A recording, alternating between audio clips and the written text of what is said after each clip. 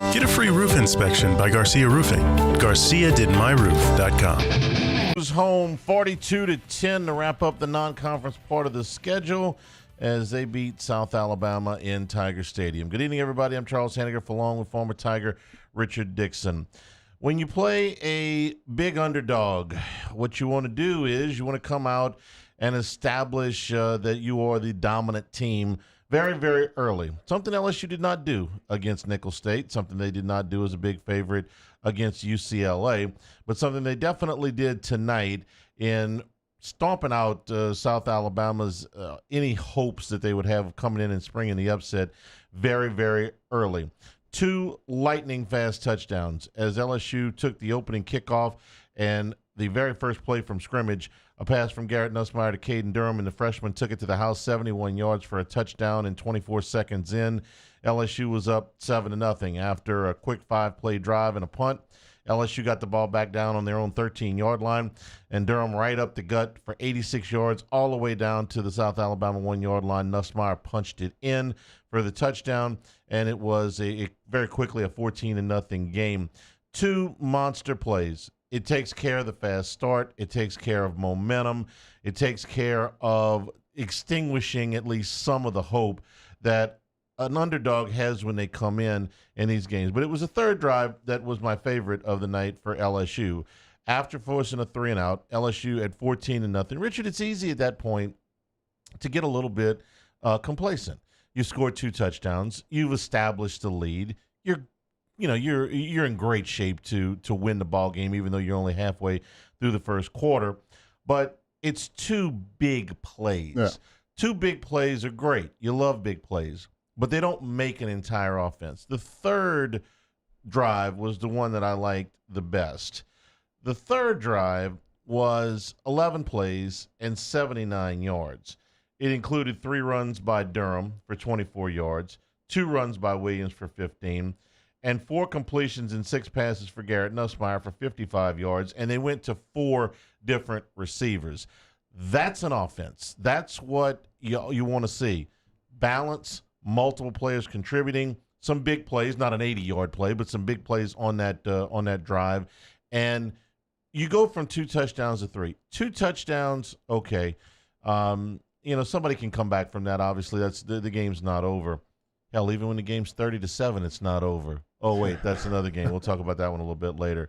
But this one, when you go from 14-0 to 21-0, I hate to say put the game away in the first quarter, but it kind of felt like they put the game away in the first quarter. Yeah, it was something that this team's been wanting to do. They want to get a fast start, wanted to be dominant on the first 3 drives, and look, it was successful. I mean, I loved it. Getting to see Caden Durham start the game with a big touchdown, then getting the big run on the next play. I really wish he'd got in on there. It was close. But then, like you said, getting that third drive, having a complete drive, 11 plays, where they go 79 yards, spreading the ball around. They were really showing who they were, and they were really focused, and they were in it for a good night. You had hoped he got in. You had him in the fantasy league or something? No, when you get that type of run, reward the guy. Sure. Nussmeier had 2 rushing touchdowns. He said in the postgame he has never had 2 rushing touchdowns. He would add another one later. Tigers would score twice more in the first half, in the second quarter, to make it a 35-3 game at the half. And then, for all intents and purposes, the game has long been decided. It got a little bit scattered in the second half. Nussmeier made, one particularly bad throw that Brian Kelly got in his ear about. But for the most part, LSU kind of had it on cruise control, with the exception of the one drive that I thought was really impressive. And this was actually a little bit more statistically impressive than the 79-yard drive, but they were up 35-3 at that point. The other drive kind of put the game on ice to me. But 12 plays, 99 yards. Nussmeier was 6 out of 8 for 98 yards on the drive. They had a couple of penalties that cost them 20 yards, so the drive actually gained more than 100 yards. Williams had 3 carries, and Jackson had 2 for the other 21 yards on the drive, and that made it a 42 to 3 game. I'm sorry, the 42-10 game to kind of put things away, and then they got some younger players in the game to finish it up. That drive was important. I mean, the big thing about that is, we got a little bit of sloppiness. Garrett threw the interception in the half, come out the next drive, they go drive the field, score a touchdown. throw another interception on the next drive. So we had two, turnovers in back-to-back drives. And then you set the tone by going 99 yards and scoring a touchdown. This was everything that you wanted in a non-conference game to kind of to fix things. You wanted a fast start. You got it. You wanted a little bit more offensive balance, i.e. you wanted to be able to run the football better. You ran it for almost 9 yards a carry tonight. You want to get out of the game healthy. Durham's injury doesn't look anything serious. I know Parker was down for a minute, but at least to my knowledge right now, we'll check in with Gordy, but they get out of it with that. You wanted some more you wanted to build on last week's defensive performance in the second half. Now, we talked a lot about that in the postgame and all during the week about LSU's offense playing complementary football with 2 long drives. It was a lot easier on the defense last week. They didn't have to play very much in the second half. They only had the ball for UCLA only had the ball for 9 minutes and change. This time, you had a quarterback that's put up some numbers in Gio Lopez, and they ran for over 300 yards last week against I think is a decent Appalachian State team. So to come out and only allow 10 points in this game, to only allow 335 yards in this game, to hold South Alabama to under 3.5 yards a carry. There were a handful of medium-sized plays, but you didn't give up the big chunk play, and you didn't give up a lot of them. We call it death by 1,000 paper cuts last week in the first half. You didn't give up a lot of those 10 to 18-yard gains. So you played solid defense throughout this thing. Your offense put the game away early. You got out of it healthy. You go into the bye week. No game is perfect. Like I said, it got a little scattered in the second half. But when you go up 35-3, I'm sorry, the focus is just not going to be laser tight the rest of the way. And I thought you make a good point. When they needed to answer with one more drive, they answered with one more drive in the goal line stand. Where Weeks and Burns hold him up right there at the 1 yard line, and then they put the game away. This was about as good as you can do. Yeah, I mean, the defense is getting better. We're playing a lot of young guys, and it's the way they respond. They only gave up 3 in the first half. You come out the second half, and they have a 75-yard drive, score a touchdown on another deep ball. But then they start answering. I mean, they start driving on the second drive of the second half. They get down to the 1. We make a big play, great stop, and it sets up for the offense to drive 99 yards and really redevelop the momentum. This is everything that you wanted in like I said, a non-conference game where you're a big favorite. Tigers came out and put this one to bed early. The weather was nice. Yeah, I mean, you had a really nice crowd. They got out of there a little early because the game got out of hand. But today was. I mean, that's South Louisiana. 7 days from the hottest game in the stadium to a really nice game in the stadium. Listen, maybe I'm just mellowing a little bit after 5 games because there was a lot to complain about in the first 4. I don't find a whole lot. I can go in and nitpick some plays here and there, and like I said, no game is perfect. But man, that was what else you want? When I was trying to chart the plays while we're watching the game, and I'm always looking for plays that we're going to review on Monday, I'm like. Yeah. There's a lot of good plays to review. I'm trying to find negative plays. Yeah, but I'm used to look at the bad plays. Look at the bad plays. I'm like, it's going to be a lot of good things. Yeah, well, and that's okay. 499-9898 is the number to call on the LaBerge hotline. It was a wild day in college football, and it was very easy. I had both games on at the same time to watch Georgia and Alabama, which the term instant classic gets overused a little bit. That was an instant classic. Alabama wins 41-34 over Georgia, but got out to a 30-7 lead. Got out to 28-0, 30-7 at the half, and they almost blew it. It would have been one of the most epic meltdowns ever. But Williams is unreal. 17. He's 17, and if he were 27 making those plays in the NFL, we'd still be going, wow. You're looking at a team in the second half that has scored 3 points, and all the momentum's in Georgia's favor. They're driving, scoring fast, take the lead late in the game, and then a one-play answer. I mean, it was just a crazy game to watch. There are certain teams that give certain coaches, even if those coaches are great fits. And I was thinking about this on the way over here, so I decided to get the exact numbers. Steve Spurrier was a great coach at Florida. He was a great coach, period. But he was a great coach at Florida. When he was at Florida, he won 82% of his games. But against Florida State, he was only 5-8-1. Bobby Bowden had his number. Okay? Now, they got him in the big one in the national championship game. But overall, Bowden had his number. Bowden won 88% of his games in that 14-year period where they finished in the top 5 every season from 87 to 2000. 88% of his games they won, but they were 7-7 against Miami. And the most of the wins that they got against Miami was after Miami had kind of fallen off and gone on probation. All of those games, wide right 1, wide right 2, a lot of those games had national championship implications in October, and Miami owned him for a long time. And for Kirby Smart, he's won 85% of his games at Georgia. In this conference, in any conference, that's a career. But in this conference, really, 1-6 against Alabama. Now, the one was a big one. You got the national title, but 1-6. Sometimes, even if you're a great coach, even if you have a record, if you just beat the stew out of everybody else, somebody somewhere has got your number.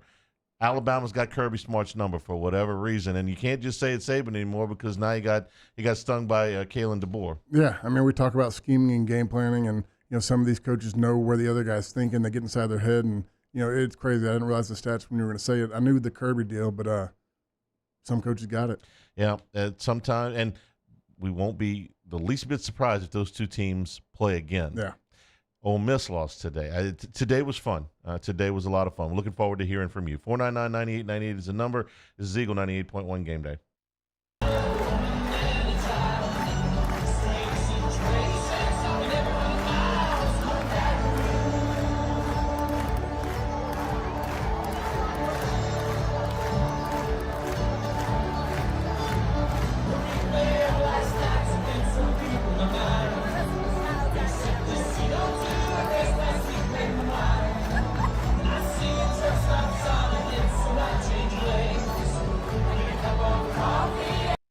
Hey, it's Matt Moscona. For years, you've heard me tell you about Insurance Network of Louisiana, helping you find better coverage for less money. But it's not just for your home and auto. They also offer commercial property. So, retail stores, professional offices like doctors, dentists, attorneys, clothing boutiques. Insurance Network of Louisiana can find you better coverage for less money. They service the entire state of Louisiana, and they're local. So call today at 293-0450 or lainsurance.net.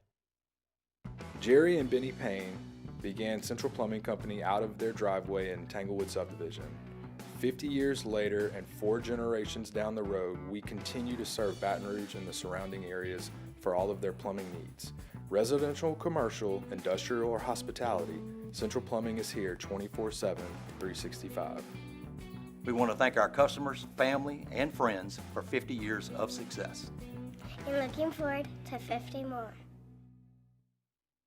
Gulf Coast Office Products is a nationally recognized Savin office equipment dealer based right here in Louisiana. Over 100 employees strong, Gulf Coast has the boots on the ground to support all vertical markets, from education, engineering, legal, and finance. With the latest in office technology, from desktop to production segment units, Gulf Coast and Savin have the perfect fit for you. Call 225-756-2644. That's 756-2644 for Gulf Coast Office Products. There it is, the extra mile, on the border of expected and extraordinary, for those willing to go further, like vans customized for work or play, with safety and tech to keep you connected, supported by a 5-star sales, service, and finance team, and backed by the 1-star you know. So go the extra mile. It's never crowded, because so few have what it takes to go there. Mercedes-Benz Vans. I've been doing business with Luba for 25 years. They're dependable, trustworthy. It's just the attention to detail with our clients. Our folks have years and years of experience. They're highly trained professionals, but many companies have that asset. What I'd like to think makes Luba a bit different is that we use those talents in a way that truly is dedicated to serving the needs of the folks who depend on us.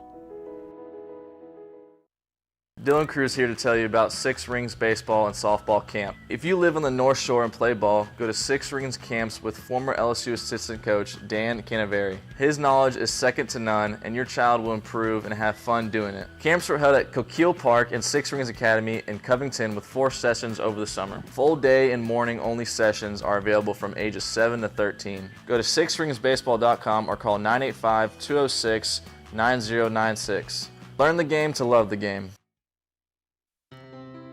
When it comes to ending cancer, we push forward, always working together for you.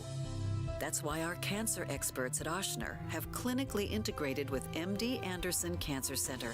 This means advanced cancer care, including access to life-saving clinical trials and integrating care to treat the whole you.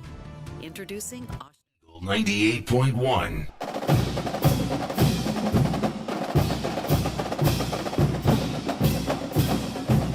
Eagle 98.1 Game Day continues. Tigers win it tonight, 42-10 over South Alabama. 499-9898 is the number on the LeBerge hotline. Jules is in New Mexico to start us off. Jules, welcome in the show. Hey, how you guys doing? Good. Hey, look, I don't want to bag on Harold Perkins. He's done some great things for LSU, and I have no doubt that he's going to go to the NFL and be an all-pro. But do you guys think that the defense is better without him? And you know how you guys feel about that, but let's go Trump. Okay, thanks. There's no way I don't want a Harold Perkins on the field, but what I will say is that it does have maybe some roles a little bit more clearly defined, because when they were moving him around, they were moving other guys around too. Yeah, my biggest thing is it simplifies the calls for Blake Baker. It gets guys in a rhythm of playing in positions that they're used to. It's their normal position. Because when Perkins is involved, we're just trying to get him involved, moving him around, like you said, moving other guys around. They're having to learn 2 roles and learn different styles of play. I think for the most part it simplifies it. But, I mean, anytime you lose a guy like that, you lose a big player, a playmaker on the defense. I'll tell you where I would, watching football today, this is where I would miss Harold Perkins the most the rest of the year. I would have him, and they missed out on this opportunity a year ago, spying Jalen Milroe when they play Alabama. Milroe was devastating against Georgia on the ground in the first half. He had a great game through the air too. But in that first half, when they were building that lead, man, and a lot of them were design runs, but he also made some dynamic runs, and he beat LSU with his feet last year. Yeah. That's where, of all the games left, that's where I would miss Perkins the most, because he's the one guy. I mean, you can put a spy on Milroe if you feel like it, but he's one of the best athletes on the field, one of the best athletes in the country. Perkins is one of the few guys I think can actually run with him. So that's where I'm going to miss him the most. I was hoping they would figure some things out and get him going a little bit more, but that's where I think they'll miss him the most. No doubt. I mean, I think it hurts against Ole Miss, Alabama. Anytime that you can get a QB spy, he's so athletic that he's a guy that can take away a QB run game. And, I don't know if we have another guy that can fill that, but, from the big picture is they can play a little bit more sound now. Yeah. To your question about were they more tonight, Penn had 14 tackles and Weeks had 9. That's solos plus assists. So. What Weeks did doesn't even show up on the stats. I mean, he was a game disruptor. He was in the backfield, taking on blocks. I mean, he made a lot of plays for other guys. Rob is in New Iberia. Rob, welcome in the show. Hello. Yeah, go ahead, Rob. Yeah, this is Ron. Oh, Ron, I'm sorry. Go ahead. Yes, sir. Yeah, thanks for taking a call. I called in last week and enjoyed you guys' show. I have a comment. Well, yeah, a comment and a question for you guys. I thought that with the level of competition we played, maybe the teams wasn't as good as they brands, with USC, UCLA, South Carolina, and I did think last week that we took steps to get better. We still taking steps to get better, and like I said, I don't think we want to be hitting on all cylinders right now, but you can obviously we're getting better every week. And my question is to you guys is what we've seen today in the SEC and how LSU is looking. Where do you see LSU in the SEC right now, as far per as far as from the beginning of the season, to where we have right now and what we've seen to date from Ole Miss getting beat and what Tennessee's done and Auburn and everything like that, Alabama and Georgia. Yeah. Okay. Thank you for the call. I got a hard time training my brain that Missouri and Tennessee are better than Auburn and Florida, but they are by a lot. I mean, it's just it doesn't register with me, or that Ole Miss is better than Florida or Auburn. Those two teams are struggling, obviously. Man, watching the league, Texas didn't have their starting quarterback today, but they were in a dogfight with Mississippi State well into the third quarter. You just watched Georgia shake the hell out of Alabama after they fell behind 4 touchdowns. They were right there in it with Kentucky. Kentucky goes to Ole Miss. They win. They win there. They have the ball for 2/3 of the game. I watched a good bit of Arkansas and Texas A&M while we were doing the pregame. Man, look, Arkansas, that's the most the scariest team for and against. That quarterback would scare the hell out of me whether he was playing for me or against me. Yeah. So where did they finish? What do they even Vanderbilt's a lot better. And they're on the schedule. Oklahoma started a freshman quarterback on the road, first start on the road. Usually that's a recipe for disaster, or at the very least, it's very difficult to win a game with a freshman making his first start.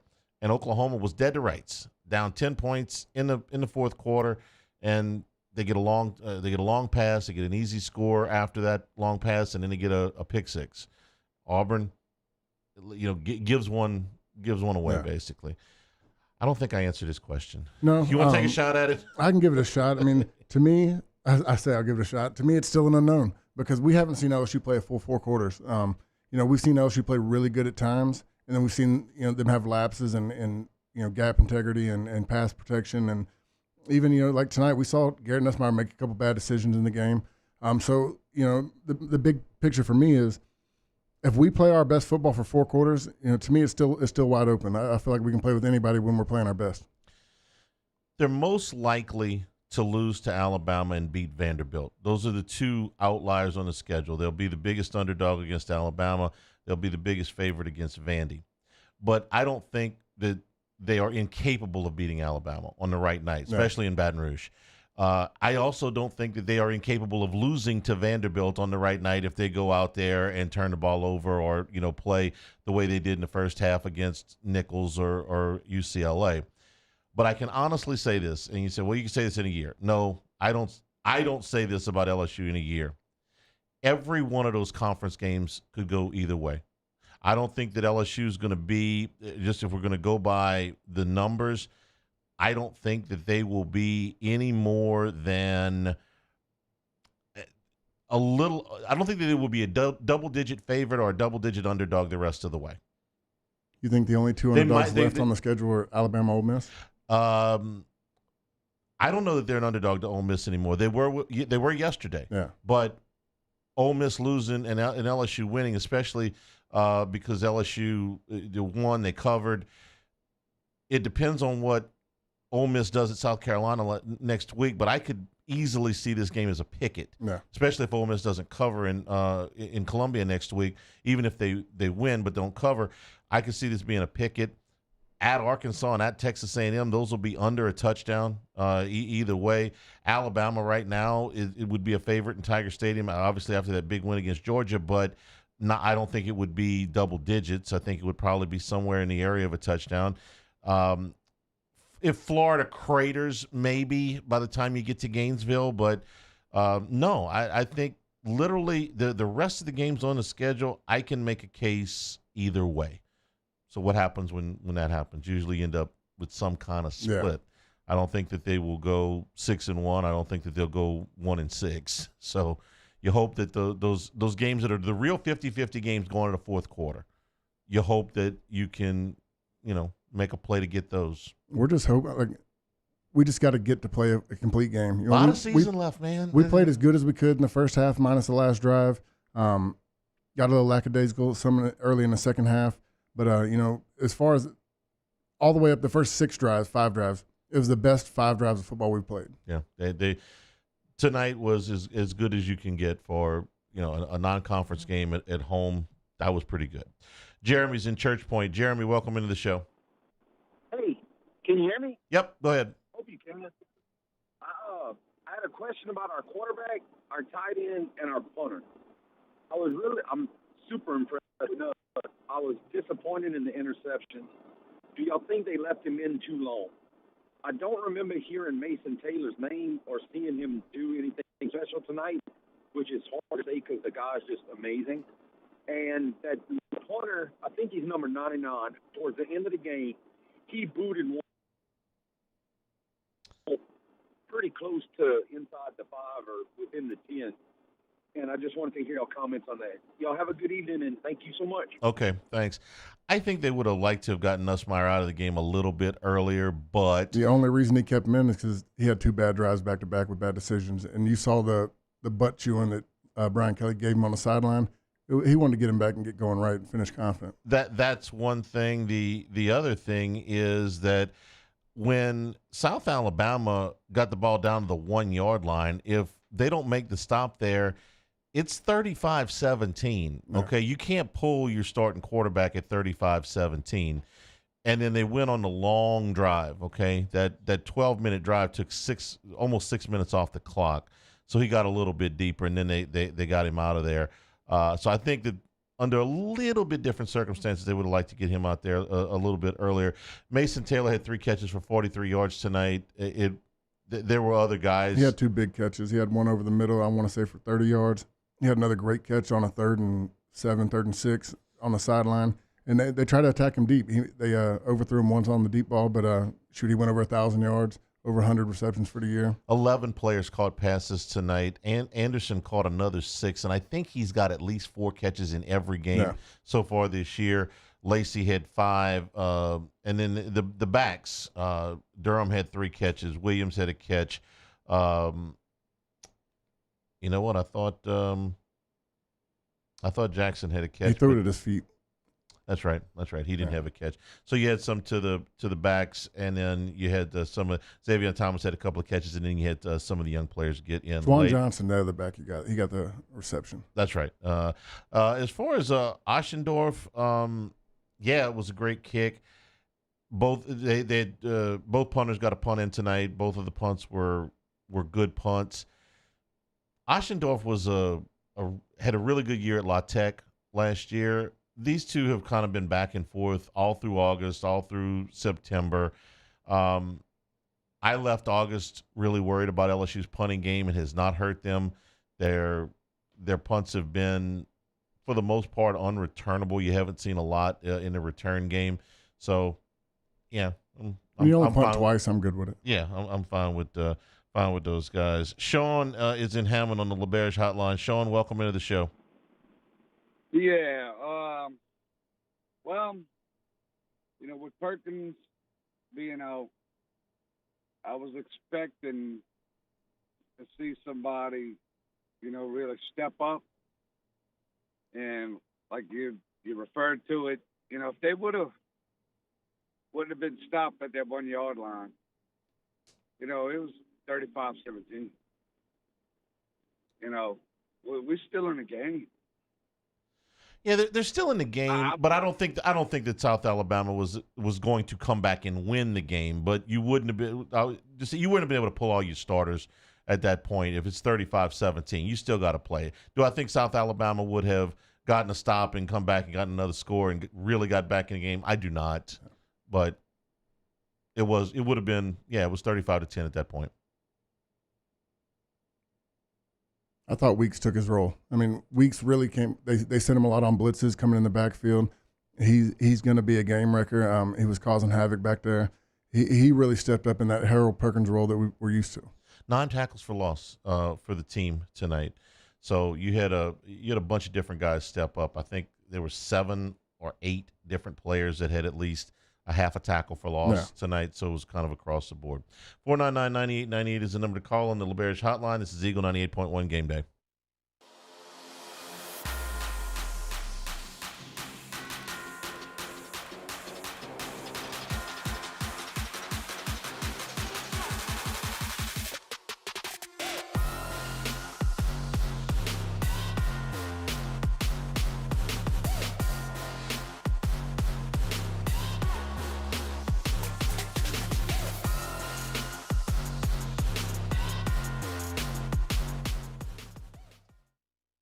Breck teamed up to reimagine your parks, and you imagined big. With your help, we went to work, creating 12 beautiful community parks across the parish. A family-sized water park, miles and miles of trails, and parks just for your dogs. There are more places to splash, to explore, to run wild, and even soar. You imagined, we delivered. Gold. Breck, your #1 park system in the nation.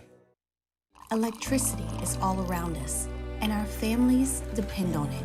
Every day is sparked by the power of a cold drink or a warm meal, a movie night, and a comforting light at the end of a dark hallway. From sunrise to sunset, playtime to bedtime, our team is ready to take care of your electrical needs. Even in the case of an after-hours emergency, the light in your life shines brighter with Mr. Electric.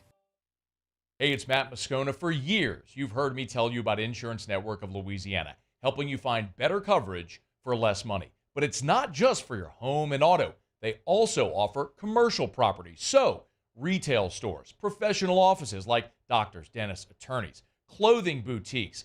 Insurance Network of Louisiana can find you better coverage for less money. They service the entire state of Louisiana, and they're local. So call today at 293-0450 or lainsurance.net.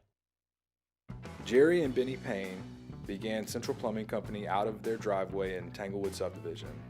50 years later and 4 generations down the road, we continue to serve Baton Rouge and the surrounding areas for all of their plumbing needs.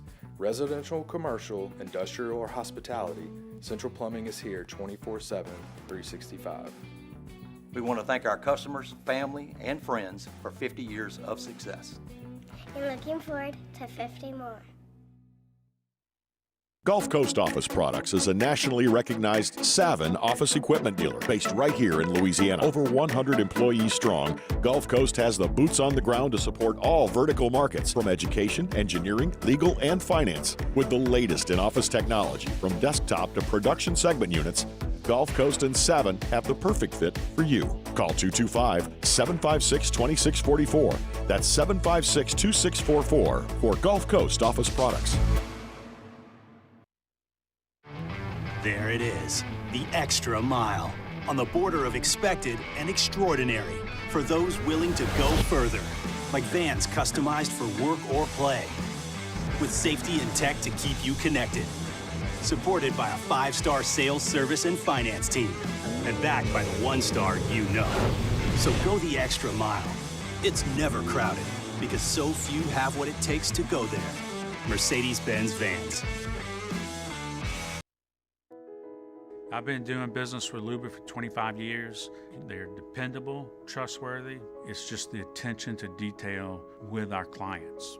Our folks have years and years of experience. They're highly trained professionals. But many companies have that asset. What I'd like to think makes Luba a bit different is that we use those talents in a way that truly is dedicated to 98.1.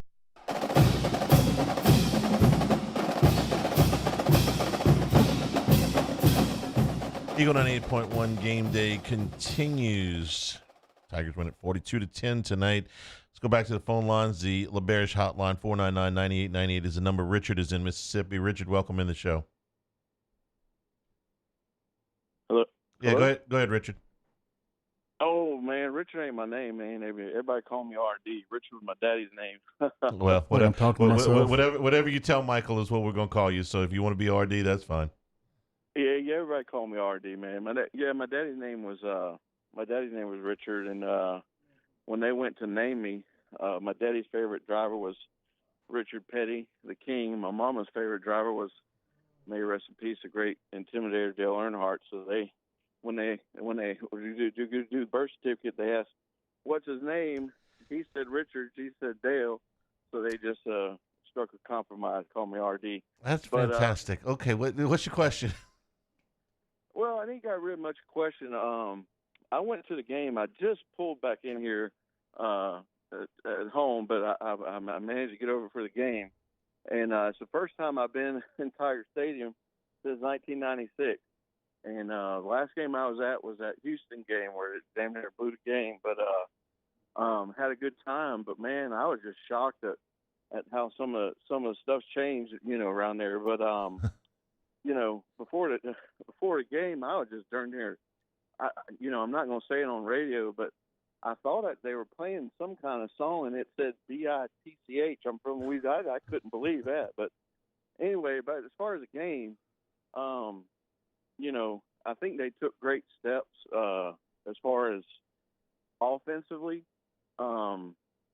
Defensively, I think it was a pretty good performance. Nussmeier, do we need to worry about these picks? I mean, all of a sudden he's just slinging around there. I don't know what to make of that. Kind of odd. I think he's fine. You get a little careless in these games when you get a lead like that, Rich. Yeah. It's not anything I'm overly concerned about. It's one of those things that, he was feeling like he can make any play. The first pick in the second quarter, he really missed a touchdown. He just underthrew it. It wasn't a bad decision. It was just a bad throw. The second pick was a bad decision. He just tried to fit a tight window. When was your first game in Tiger Stadium? The first that you watched, not that you played in. The first game that I watched, I want to say, was the in 2005 against Auburn, the one where they kicked. I don't know, was it extra point or field goal that went off the upright? Yeah. I remember I was in the student section. I was on a recruiting trip. It was after Katrina, so we had played a day game in Gulfport on that Saturday. Came in town, and that's the quietest I've ever heard the stadium. Like, you heard the dong. Right, and yeah. The place went wild. I went to my first game in 1982, and the stadium has changed. Sadly, before that, I was going to Mississippi State games. And my grandson got to make his first trip into Tiger Stadium tonight, which was kind of cool, because you when you're a kid, you go into that place with first, wow, you really look, and so he obviously enjoyed it.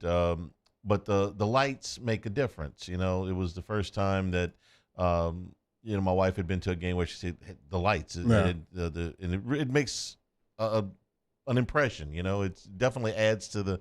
You've seen it coming with what the other schools were doing. Ole Miss did it. Yeah. Alabama did it. We finally did it, and it looks good on TV, and it's fun to see in the stadium. When Alabama does it, it looks like the Kenny Rogers light with the red. Jules is in Abbeville. Jules, welcome into the show. Hey, how y'all doing tonight? Good, Jules. Good.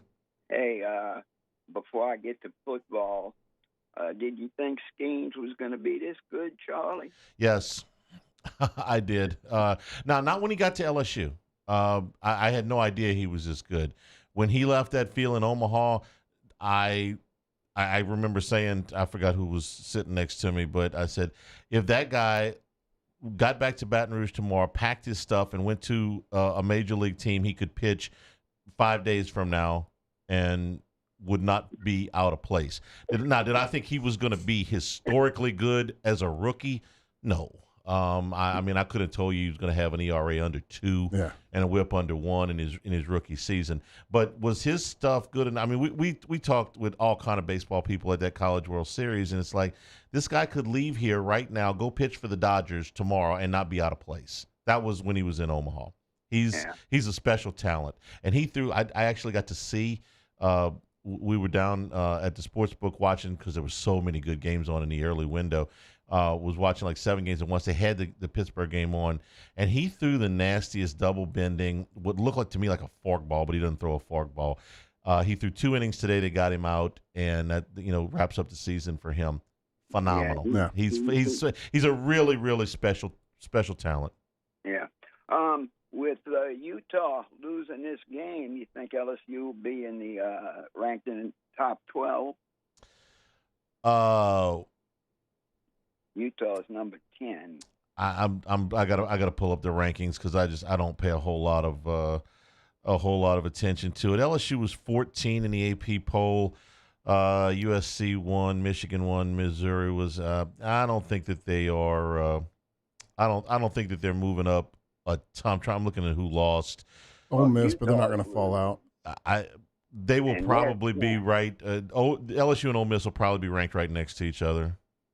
And lastly, I don't know, this kid Durham seems to have a little Kamara in him. He can run through the line and get through some small holes, but he looked fantastic on that pass the first play from scrimmage. Where is he from? He's from Texas. He played at Duncanville. He claims he's from Oklahoma City. That guy's legs. I mean, he's got the strongest lower body. His balance is unreal. He falls forward. We talked about that a lot last week about getting hit at the line and falling forward. He's just a really strong, great back. Yeah, he's got better for a track guy. Yeah. And I say track guy, I don't mean that in a bad way. He's like 5'10", 215. He's just a bowling ball. He's really strong and got great balance. For a track guy to have that kind of push, that was what surprised me. I think it was the South Carolina game. We saw that. He was pushing some piles and stuff like that. By the way, Utah ain't dead. They just scored to pull within 6, and there's still 12 minutes of game left. So they haven't lost just yet. Carla is in Walker on the LaBerge hotline. Carla, welcome into the show. Hey, Hanny. Hey, Carla. Hey, Rich. What's going on? We're another year older. Yeah. Thanks for reminding us. Oh, yeah. 2 questions, Hanny. Let me state. I think our defense is getting better. I really do. Are we ready for Ole Miss? Second question. Ricky, what's his name from Woodlawn? Collins. Collins. And the second stream in the fourth quarter.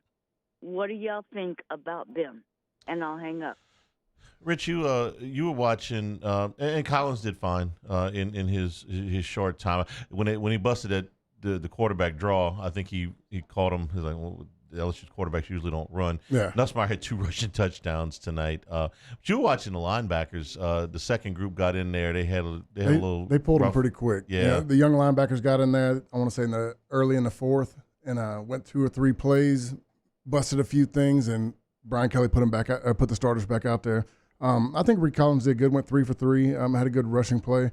But it's so hard to tell because once they get into that stop in that situation in the game, the playbook's so limited. They're just trying to keep the ball moving and keep the clock running. South Alabama runs some, not all, but some similar schemes to what Ole Miss runs. They don't have the personnel that Ole Miss does. So what did you take from what they were able to do schematically? I think that they saw a lot of things that UCLA did. They attacked the backs. They went in the flats. They had a lot of guys on backside cutoff slipping out to the flat. That's one of the big things that worries me about going into Ole Miss because we still, we talked about it last week about getting our DNs dropping into flats on running backs, and there was a couple times tonight that we got put in the same situation. Lane Kiffin's going to throw that back out there, and they're going to attack the same in the same zones. It's something that we still need to work on. There were a couple of things in that game today that allowed Kentucky to stay in it. And they had a lead. They had the lead at the half. They were leading well into the third quarter. Number one, they kept that with the running game. Yeah. They ran it 47 times today. You know what they averaged per carry? 2 yards. Ooh. But it allowed them to keep the ball, and there were key penalties in the first half. Ole Miss had 3 different third down defensive penalties that extended drives. So at the end of the game, you look up, and the yardstick is fairly even a little bit of an edge to Ole Miss, but the time of possession belonged to Kentucky. It was 2-1. It was like just a touch over 40 minutes, I think, or just a touch under 40 minutes for Kentucky. And it reminded me of, you remember the Super Bowl between Buffalo and the Giants? I don't know if you remember that game. Buffalo had one of the most explosive offenses in the NFL. Jim Kelly and Thurman Thomas and Andre Reed and all those guys. And the Giants were playing with a backup quarterback. Now, he had been playing since the middle of the season, Jeff Hostetler. And the Giants had the ball for like 42 minutes in the game. Yeah. And they just kept feeding Otis Anderson, and they just kept plowing away. They weren't scoring a bunch of points. They weren't making a bunch of huge plays, but they were keeping Buffalo off the field. And got down to the end, they hung on and won. Norwood missed a kick. That's what it felt like today to me. It's not like Kentucky was going up and down the field. It's not like they had all of these huge plays. They just had the damn ball the whole time. And they made one big play. And this is, well, I said this after the game, but before I got to Alabama and Georgia, Stoops made a hell of a call. With 4 minutes to go, Kentucky's on their own 20-yard line, 4th and 7. They've got 2 timeouts left, and they're down 17-13. What do you do from your own 20-yard line, okay? 4 minutes to go, and you got 2 timeouts, so if you punt and you play defense one time, you can get the ball back. I'm punting. You're punting. But I also know from his situation and what Ole Miss has shown and what they're capable of doing, he knew that if he gets a stop, he's got a good chance to win. If you punt the ball away, you may not get it back. If you go for it, you try to throw something fairly high percentage, 7 yards. You can there's a lot of different things you can run. They threw the bomb, and they hit a 63-yard bomb, puts them into the red zone. They score 4 or 5 plays later, and they put Ole Miss behind. Ole Miss gets down there. They had a 48-yard field goal, tied at the gun. Kid misses it well left. That was a gutsy call. If you don't hit that, the game's over. The amount of close games that Kentucky's played in, it's like the football gods were on their side at this point. They just, he said we finally needed to win one of these, and they played great, had a great game plan, and like you said, they just kept the ball away from them. So I tell you all that to tell you that LSU's run game is paramount here. You don't want to get, even with the offense LSU's got, you really don't want to get into a back and forth with Ole Miss. No. They lost that back and forth game last year. They had Daniels and Neighbors and Thomas and all that, and this group's really good. They ain't any better than that group. I don't want to get in a shootout with Ole Miss. No. That's exactly what Ole Miss wants to do. I want Ole Miss to do what they don't want to do. What they don't want to do is what they did today. Now, they self-inflicted a little bit of this, but I want to run the football at them. I would hope that if LSU runs the ball 47 times against Ole Miss 2 weeks from now, that they average more than 2 yards a carry. Yeah, I mean, that would make me feel a lot better about it. But like you said, they need to control the clock and just keep the run game going and make a few timely stops. And maybe one big play. One big play. Maybe two. Couple. I'll take more. I like big plays. 499-9898 is the number to call. We're brought to you by Supreme Rice and SupremeRice.com. You're going out tailgating for LSU and Ole Miss. Make you jambalayas, make you crawfish etouffees, make your red beans, your white beans with Supreme Rice. Try the new parboiled rice in use in many, many restaurants, and you can get it where you buy rice. Brown to long grain to medium grain to jasmine, and now the parboiled rice from Supreme Rice. Grown, milled, and processed in Southwest Louisiana since the 1930s and part of the Climate Smart program, reducing methane emissions and promoting water conservation for future generations of Louisiana farmers. For more information and some great recipes, go to SupremeRice.com. This is Eagle 98.1 Game Day.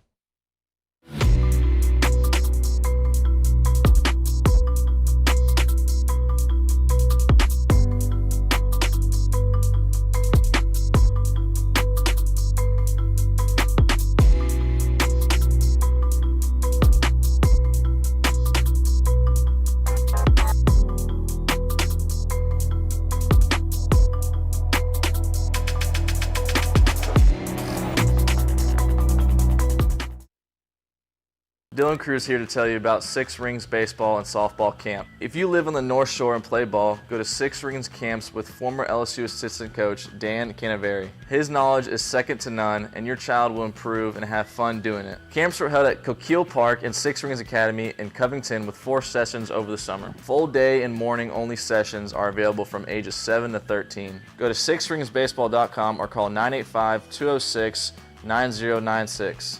Learn the game to love the game. When it comes to ending cancer, we push forward, always working together for you.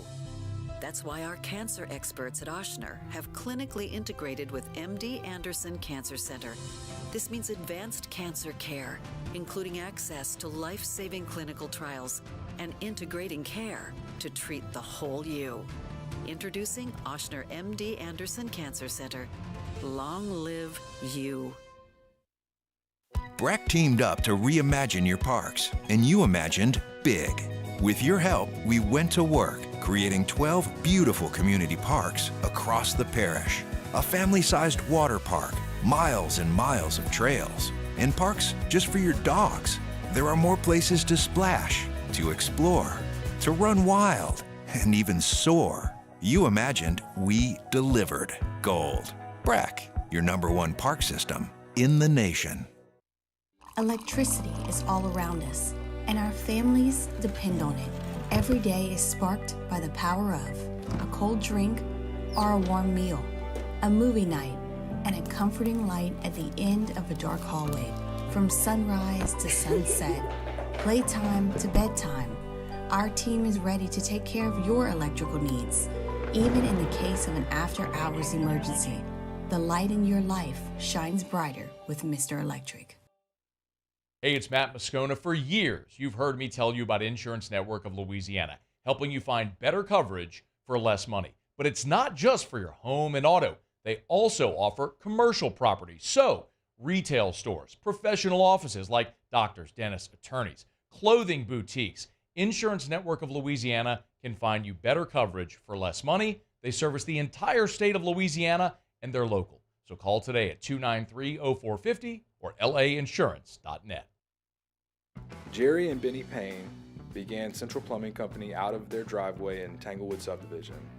50 years later and 4 generations down the road, we continue to serve Baton Rouge and the surrounding areas for all of their plumbing needs. Residential, commercial, industrial, or hospitality, Central Plumbing is here 24/7, 365. We want to thank our customers, family, and friends for 50 years of success. And looking forward to 50 more.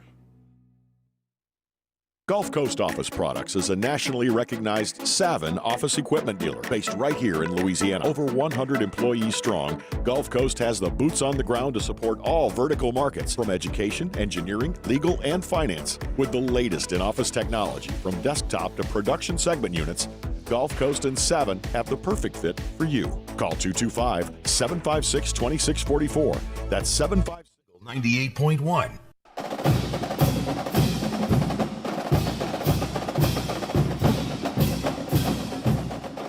Eagle 98.1 Game Day continues. LSU wins at 42-10.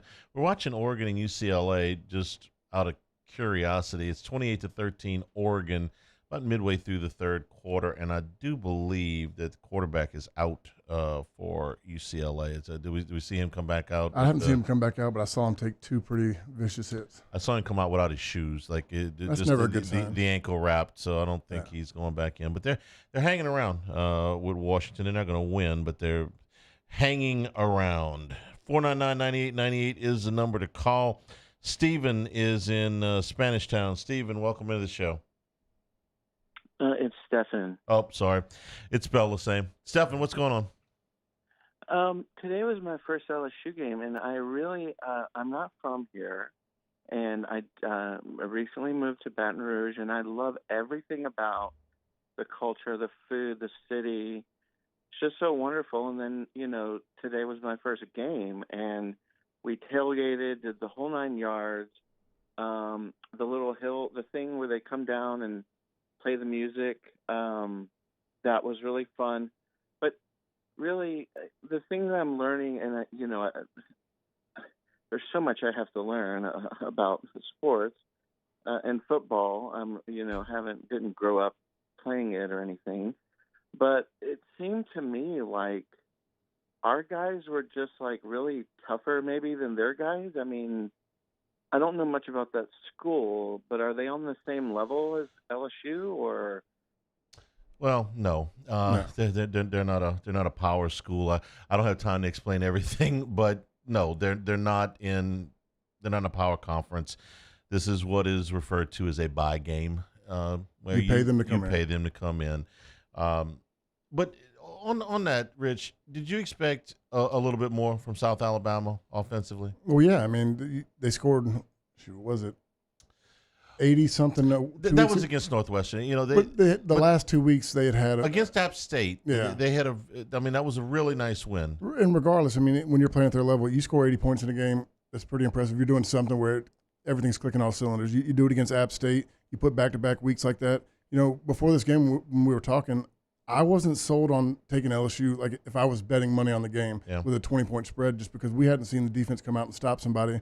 So, yeah, I was surprised, but the defense came out, held them to 3 in the first half and a touchdown in the second half. That's why I'm encouraged by the crispness of the both units really in the first half. That's when this game was still in doubt. I think South Alabama is better than Nichols. Yeah. Okay? Nichols was in the game. It was a 2-point game well into the third quarter. It's not what you wanted. This was what you wanted. Come out, take control, seize the momentum, make sure the underdog doesn't feel like they've got a puncher's chance. And you win against another team with a coach like Applewhite, who knows how to scheme. He's a very good offensive mind, and they were able to come out and stop it. It's 6 quarters now for the defense. Yeah. With 10 points. Okay. I mean, I understand it ain't Ole Miss and Alabama, but you can only play who's in front of you. This is the last 6 quarters defensively have been way better than the 6 quarters before that. Your young guys are growing up. They're getting better each week. Glad you enjoyed the game. BC is in Baton Rouge. BC, welcome into the show. Good evening, Charlie. How are you? How are you guys doing this evening? Great. So here's my question. Love the handicap. Love you guys' film study. It actually educates, I think, at a really high level and helps people understand the game better. Are run fits actually getting better, or is it just the quality of the competition that we're facing? And Charlie, being the Louisiana football historian that you are, can you tell me a little bit about, after a month of football, where you think the SEC ranks in terms of conferences and how many playoff teams you see coming out of the SEC? Because I can easily see 4, but I don't think I can get myself to 5. But I'll hang up and listen. Thank you, guys. Thanks for the call. And thanks for the nice words about the podcast. We do a film study that we drop on Monday nights. Search Handicast on YouTube. Subscribe, like it. We're having a lot of fun with it. We got some new toys to work with. It's as far as the video. From week 1 to now, it's completely different. And yes, we're having a lot of fun stuff going over it. We got, like I said, we got a lot of new toys. The run fits. To his point, I mean, what we just said, you think that South Alabama is better than Nichols? I do. Okay, so we corrected from that standpoint. We didn't have the big runs like they did. There was a little lapse right there early in the second half. They broke a couple, with a run, big plays, 10 yards or more. They broke 2 consecutive. And I think that was just, guys trying to get refocused after getting a big lead. But, it's getting better, and they're getting better with technique. The defensive line is growing up. They're playing with their hands. They're getting their heads out there. They're going to continue to grow, but I definitely say it's gotten better. The playoff question is fascinating because we've never done this before. We've never had a 12-team playoff. I can get them to 4 pretty easy. My question is, can I get them to 5? And will they allow it to get to 5? Well, that's a good point. The committee, you may have SEC fatigue. Also, all of these top teams got to play each other. Texas has got to play Georgia. Alabama's still got to play Ole Miss. Ole Miss and Alabama have got to play LSU. Tennessee plays Alabama. All of those, there's going to be some losses coming just because they all play each other. But I look at the Big Ten, and this is where, can I get 4 Big Ten teams in? And I don't see it. Okay, Ohio State, yes. Oregon, maybe. Penn State, maybe. Michigan, no. I don't see them as a playoff team. And I don't see a second team out of the ACC. I don't see a second team out of the Big 12, although that's easier, especially if Utah comes back and wins this game. But I think those are one-bid leagues. Then you ask the Notre Dame question. Notre Dame at 11-1 is in, but that gives them no margin for error the rest of the way. Do they get in at 10-2? If they lose to USC, Florida State's nowhere near what we thought they were. If they were to lose, they got blown out tonight by SMU. So a loss to Florida State would be really bad. I don't know if Notre Dame gets in. My guess is that the SEC is going to get at least 4. And I can see a scenario where things fall right, that it's 5. And I didn't even mention Missouri. I'm still getting used to them being in the league. It's only been 12 years. But I thought they got a little bit fortunate the last 2 weeks. They could have lost either one of those games, but they didn't. So I can get them to 4 pretty easy. Can I get them to 5? That's probably tougher. And I'm with you. I think you make a point here. If they're in that room talking about a 5th SEC team, say a 10-2, that doesn't make, obviously the SEC championship game. If Ole Miss is 10-2, Who are your losses to? Let's say they lose a game either to Alabama or LSU, but then you got a loss to Kentucky. So how does Kentucky finish? If you're Georgia, you're 10-2, but your 2 losses are to at Alabama and at Texas. Well, I can make a pretty good case for you if you're 10-2 and those are your 2 losses, especially if you're Georgia and Clemson ends up, say, 10-2 or 11-1. Well, that win looks a lot better. It's still September, but can I get them to 4? Yeah, I can get them to 4. I could probably get them to 5. I was about to say, just being the SEC guy that I am, I could get them to 5. I just don't see the committee getting there. It's really about the Big Ten. Can they get that 4th team that looks really, really good? I can't find a second team in the Big 12. No. I just think there's too much parity in that league. I don't think you see. Now, in the ACC, that's a little bit different. Miami survives Friday night. Probably should have lost. Yeah. Could have easily lost that game, but they didn't. They won. If Clemson continues to play well, they don't play them in the regular season. If Clemson were 10-2 and 11-2, got into the ACC championship game and lost to Miami. They were 11-2, and their 2 losses were to an undefeated Miami team and a really good Georgia team. Do they get in? I can make that case, but that's about. And then Notre Dame. That's kind of where I'm at. I hate that about Notre Dame. Losing to Northern Illinois, I get it. It's a bad loss. I just hate the situation that they're in, that they can put themselves to where you can have a terrible loss like that and still have an opportunity to get in. Their win today against Louisville may end up being their highest-ranked win of the season. Can you tell me somebody better that they are going to beat? I mean, they beat A&M. Do you think A&M is going to finish in front of Louisville? No. I don't. Not with who they still got to play. What's the biggest team that they have left on the schedule? At USC? You know who I think is going to be the highest-ranked team that they end up playing the rest of the way? You're going to laugh, but I've watched this team twice now. I honestly think that the highest-ranked team left on Notre Dame's schedule when it's all said and done is going to be Navy. That team's good. Yeah. And they could easily win 10 or 11 games. They're throwing the ball. They're actually Well, the power run game is still the same thing. They're running a lot of double wing, and they're throwing for like 175 yards a game. The quarterback threw a bomb at the end of the first half today. Now, you tell me, they're on their own side, somewhere around a 30-yard line, 30, 35-yard line. There's about 25, maybe 30 seconds to go in the first half. What's Navy going to do? They're going to run the ball twice, maybe, and go to the locker room, right? They drop back and they throw it over there, over UAB's head and score a touchdown 15 seconds to the half. When does Navy do that? They're good, okay? Yeah. I could see them being ranked higher than anybody else because I think USC's got some more losses coming. Yeah. And the rest of it, Virginia, Florida State, Georgia Tech, Stanford, no. The chalk answer is USC. I can make a case for Navy. If Navy played USC tomorrow, I'd take Navy. Yeah. They're very interesting to see how that plays out. Yeah, no doubt. They're good.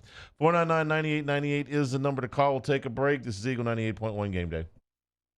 The Windsor Senior Living Community in Mandeville, Louisiana is a beautiful, vibrant apartment community geared toward seniors.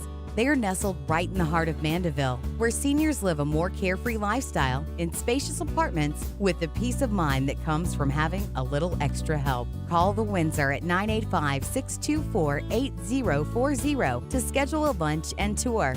Come see how the Windsor can be your passport to peace of mind. There it is, the extra mile, on the border of expected and extraordinary. For those willing to go further, like vans customized for work or play, with safety and tech to keep you connected. Supported by a 5-star sales, service, and finance team, and backed by the 1-star you know. So go the extra mile. It's never crowded, because so few have what it takes to go there. Mercedes-Benz Vans. I've been doing business with Luba for 25 years. They're dependable, trustworthy. It's just the attention to detail with our clients. Our folks have years and years of experience. They're highly trained professionals. But many companies have that asset.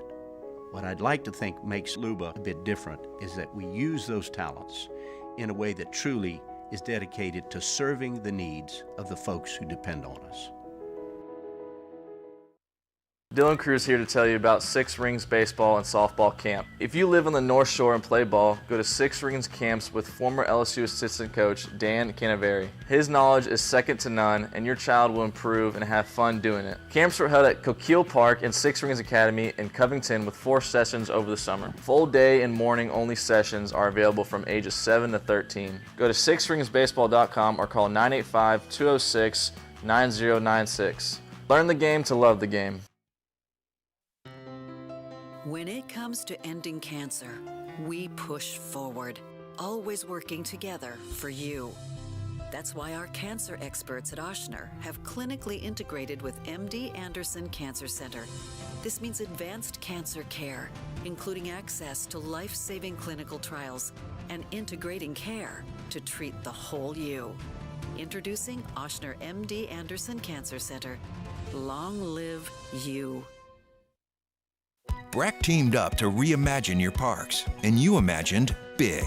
With your help, we went to work, creating 12 beautiful community parks across the parish. A family-sized water park, miles and miles of trails, and parks just for your dogs. There are more places to splash, to explore, to run wild, and even soar. You imagined, we delivered. Gold. Breck, your #1 park system in the nation. Electricity is all around us, and our families depend on it. Every day is sparked by the power of a cold drink or a warm meal, a movie night, and a comforting light at the end of a dark hallway. From sunrise to sunset, playtime to bedtime, our team is ready to take care of your electrical needs, even in the case of an after-hours emergency. The light in your life shines brighter with Mr. Electric. Hey, it's Matt Moscona. For years, you've heard me tell you about Insurance Network of Louisiana, helping you find better coverage for less money. But it's not just for your home and auto. They also offer commercial property. So, retail stores, professional offices like doctors, dentists, attorneys, clothing boutiques. Insurance Network of Louisiana can find you better coverage for less money. They service the entire state of Louisiana, and they're local. So call today at 293-0450 or lainsurance.net.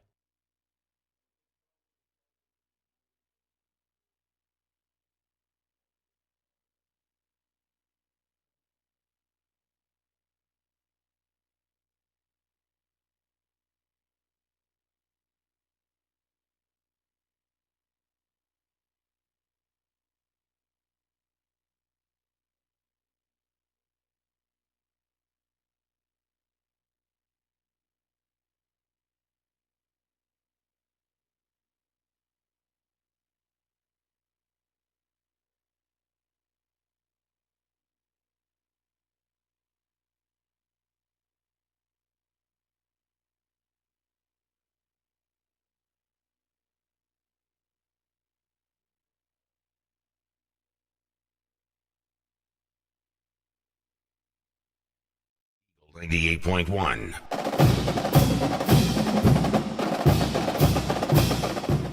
Eagle 98.1 Game Day continues. The LaBerge Hotline, 499-9898 is the number. Charlie's in Lafayette. Charlie, welcome to the show. Hey, Charlie. It's good to listen to you and Richard. Always good discussion, good calls and stuff. I do have to make some corrections for you because Ole Miss and Alabama don't play this year. Ole Miss and Tennessee don't play this year. The toughest games Ole Miss has left are LSU, Oklahoma at home, and Georgia at home, LSU on the road. So Ole Miss is in a situation that if they lose to LSU, they could knock themselves out of the playoffs. But, just if Tennessee and Alabama play, and I still think Tennessee is as good as any team in the SEC right now. So they're good. One of the things I can tell about LSU makes me positive, they're getting better defensively, and I think a lot of it has to do with Bo Davis. A lot of it has to do with Blake Baker. The coaching is getting better. I'm seeing improvement on defense. It's not a top, 10 defense anything, but it's getting better. Is it going to translate into more wins down the road? I don't know, but I feel positive about the future going forward. And Matt Moscona made a good point about these defensive linemen. It's like the offensive linemen 2 years ago. These young people are playing now, and they're going to be good in 2 years, and you'll see them grow. And I'm hoping that Nussmeier, because they talk about possibilities, a lot of quarterbacks right ahead of him, that he may come back next year, because having him next year would be great. But if they don't, they don't. But anyway, keep doing what you're doing. You've got a great program. You and Richard are the best in the business. Appreciate it, Charlie. I keep forgetting that Ole Miss and Alabama don't play. Yeah. He's right. I agree with everything he said. I mean, to me, the biggest surprise so far and the biggest improvement is in the D-line. Bo Davis is doing a hell of a job with the defensive tackles. Ahmad Bro is really coming along. McKinley, got his first reps last week, getting going again this week. Got to see him play a little bit more. Relaford's playing really well. The ends are playing phenomenal. I mean, let's not forget Kevin Peoples. Yeah, Kevin Peoples, who's done a terrific job. When they hired 2 defensive line coaches, it raised some eyebrows. It's like, no, this is how we want to do this. It's really paid off. And it's paying dividends quick, because you're just seeing the way that Savion Jones is a completely different player this year. The way that he's playing. Braden Swinson, I think he's second in the country in pressures right now. It's unbelievable. And then now you get these young D tackles going. It's really looking good. To me, the biggest thing we got to continue to work on is safety play. Safety guys got beat twice deep tonight, and it wasn't our young guys. It was our older guys who got beat. Kevin is in Baton Rouge. Kevin, welcome into the show. Kevin, go ahead. Or not. All right, Michael, wave at me. We're gonna check in with Gordy. He's got a couple updates for us from down. Well, actually, he was down in the locker room afterwards. He was up in the booth tonight. Color? Yeah, he was. Hester's off gallivanting. He gets to take a game off. I think he's got like 3 national games that he's doing. Okay. And I guess he was in Tuscaloosa Good thing, today. good thing I didn't text him to shoot me a screenshot of all the. Hester doesn't clear his schedule with me, so I think he was in Tuscaloosa tonight. Gordy, is that where Hester was? I know you were up in the booth. You had Big Fave down on the sideline tonight. Yeah, so Hester had committed before the season to do a handful of SiriusXM things. Fortunately, one of them was UCLA at LSU, but he was in Alabama, and I believe he's in Seattle for the Ole Miss game. But he'll do the rest of the games. Your thoughts on LSU's win tonight? Biggest thing for me, and that's why I was interested to see what Richard thought. But the biggest thing that jumped out at me was that LSU went tempo offensively, and for that, it did a couple of things. I thought Garrett looked really, really comfortable. And secondly, by going tempo, that they really dictated substitutions and limited the number of things that South Alabama could do defensively. And I thought it helped the running game tremendously. I thought Garrett looked really, really comfortable. Even brought back some Garrett Nussmeier gunslinger thoughts. Yeah. And I thought it was a huge piece of the game. And so that combined with the defense got off the field, and the only way that you can do tempo the whole time, unless you're Mike Leach or you're just Cliff Kingsbury, is that it's got to make sense for you. In other words, if your defense is on for a 12-play drive and they're struggling, you don't want to go tempo and then put them back on the field. So it worked out really well tonight, and that was one of my biggest takeaways. Yeah, I thought it was really interesting. I caught that early in the first quarter. They're doing a lot of check with me's. They get up, getting a formation, then look over to the sideline and get the play. I thought it helped them get in a rhythm, like you said, that they weren't. South Alabama wasn't able to make a lot of substitutions. So once they knew the package they had on the field, it allowed them to scheme up and really attack them in the run game. Gordy, the question that raises for me is that the kind of game you want to get into with Ole Miss? Well, I don't think you have a choice. I mean, well, Kentucky had a choice today. My thought on they ran the heck out of the football today. I mean, they didn't run it for big yardage, but they kept at it and they played a little keep away. I'm just remembering last year you had 3 first-round picks and you got in a shootout with them and you still lost. I don't. Is that the kind of game you want to play? So let's come back. Different thoughts. So Lane is going to, one of the big misconceptions I've always thought about Lane is, people thought about Lane, he's a spread the run guy, but he's tempo. There's no question he's tempo. And I've always said this about Lane. Seen him enough in person that I don't think anybody scripts a bit better 15 to 20 plays of football. I mean, it reminded me a little bit of what Bieniemy did. Bieniemy did a nice job scripting what LSU saw in the first 2 series, and then kind of to me, once you get past that, then you're not going to execute at as high a level, and some of that, and I think to me, Lane then gets into freelancing and some of the stuff that he does. Not that he's an outstanding offensive mind, but boy, the first 2 series, he does a great job of all that stuff. I think that what's important is how do you get some balance offensively, and then how do I really make Garrett comfortable?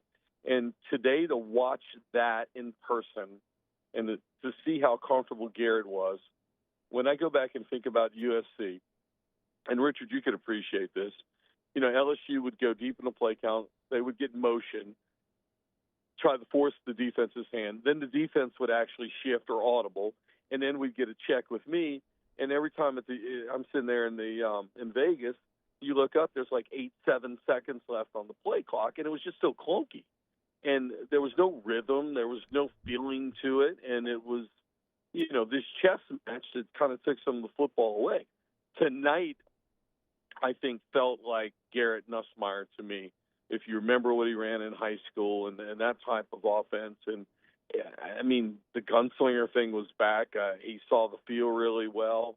I think there was some simple concepts that they did, and then they were able to run the ball because they had numbers in the box. Because if you go quick and I can't substitute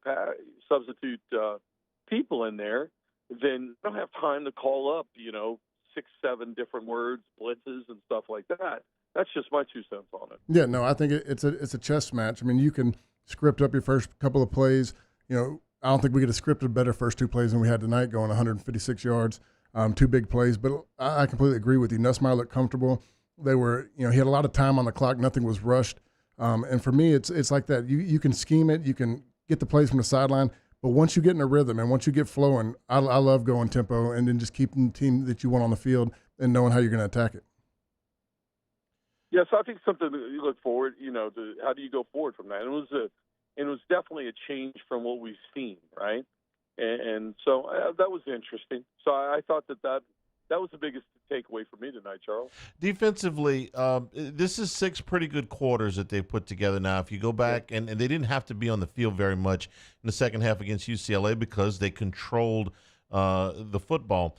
So we could talk about how they fit without Perkins or what they did a little bit differently tonight. This was not a bad South Alabama offense, and you talked in the pregame about how some of these principles that they run are things that Kiffin runs at Ole Miss. Yeah, no question. And I think the big takeaway tonight defensively was just I thought the intensity that LSU played with, and what's hard to really judge on film is athleticism. And obviously LSU was so much more athletic than App State, and South Alabama wasn't used to that speed, especially on the front 7 and the penetration that they got. I thought was really telling and was the first 2 series of the second half that Major went in there. He went 12 personnel, came back with 2 tight ends, and is like, all right, I'm going to get a little bit more physical here. I'm going to max protect. And where he had some success is he took 2 shots on the safeties. And everybody's throwing on our safeties. And so same kid, 11, caught a touchdown or set up a touchdown He was on Major on the first one, and then they beat Jordan Allen on the second one. And so, I think, to see somebody like Major, who's coached at the highest of levels, and what he's seeing is now consistent to the way that other people have attacked you. You understand, okay, this is a perceived weakness. This is what you got to clean up. All right. Anything else we need to know? They get out of this in pretty good shape. Durham called it a night early, a foot, but nothing serious. Yeah, I don't know the extent of the foot, and there was, and we didn't push the envelope on that. But I mean, that's something definitely in 2 weeks that you want to watch. Hopefully that he's good with that.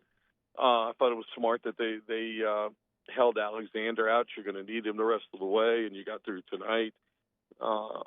Johnson got beat twice, and that's something that I think there's still a question mark on the other side of it. And I'm still in the I'd love to see a healthy Chris Hilton. You still want to see the vertical stretch. I don't see the separation from the other guys that I know Hilton can do, and I'm not there every day to see what's going on with Shelton Sampson. I've seen him do it in high school, but this offense is still missing consistent vertical stretch. Well, maybe they held him with the idea that, if you hold him in this game, you get an extra week with the bye week. I don't know. Rich and I were talking about during the break. Like, we'll talk about him when he gets there. I feel good just with his demeanor on the sideline. He was cutting up, smiling, joking. Yeah. And, I know as a former player, and Gordy tell you, when you're hurt, you ain't smiling on the sideline. Yeah. Well, yeah, I saw him last week. He wore a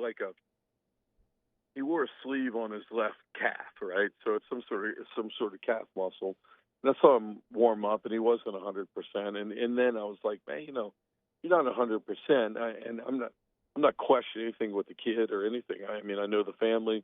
He's a good kid. He's an outstanding football player. But I'll put it to you like this: you need a vertical stretch. You need Chris Hilton once you get an SEC play. I mean, at least he's a proven. I've seen enough of him that he can do it. I know the kid can run, and there are too many inferior cornerbacks that are squatting on your people. And 2 and 4 are fine football players, but they're not. They don't scare me. I'm going to play press. I'm not worried about them beating me over the top. You got 14 days from today. Let's hope that they can get him back out there for Ole Miss. Gordy, enjoy the off week, and we'll check back in with you before LSU plays Ole Miss. Okay, guys. Thanks a lot. And we'll take a break here. Last game coming down as Oregon has opened up now 3-touchdown lead on UCLA. And Arizona looks like they will hand Utah their first loss. They are up 13 points with 2 minutes to go in Salt Lake City. This is Eagle 98.1 Game Day.